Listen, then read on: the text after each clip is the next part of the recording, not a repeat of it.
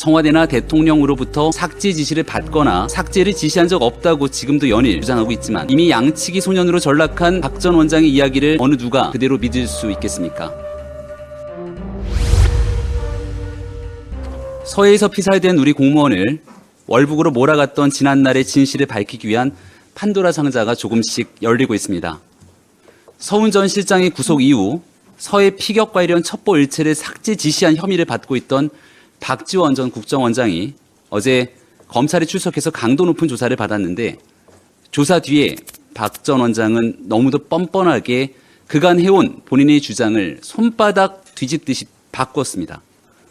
국정원 문서 삭제가 가능하다는 새로운 사실을 알게 되었다.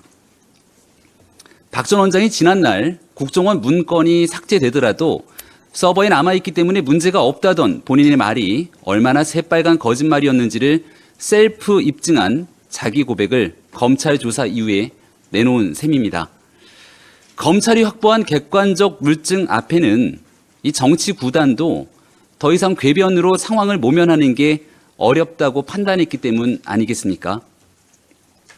청와대나 대통령으로부터 삭제 지시를 받거나 삭제를 지시한 적 없다고 지금도 연일 주장하고 있지만 이미 양치기 소년으로 전락한 박 전 원장의 이야기를 어느 누가 고지 그대로 믿을 수 있겠습니까?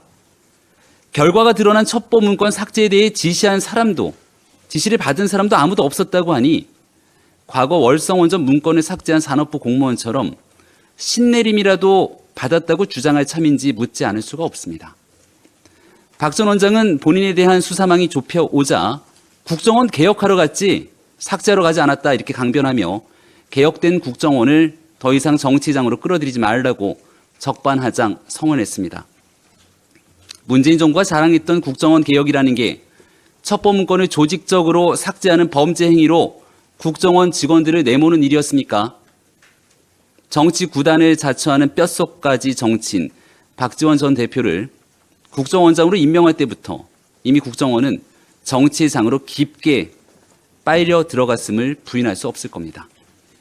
그런데 돌이켜보면 지난 정부에서 단행된 개혁은 늘 이런 식이었습니다.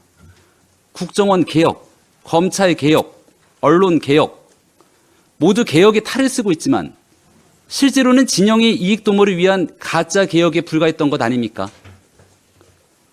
전 정권이 강조했던 검찰 개혁, 언론 개혁은 조국 전 장관 수사 이후 범죄를 밝히려던 검찰에겐 수사권 박탈을, 진실을 밝히려던 언론에게는 재갈을 물리려던 검은 목적이 우선 아니었냐는 지적에 대해 부인하기 어려울 겁니다.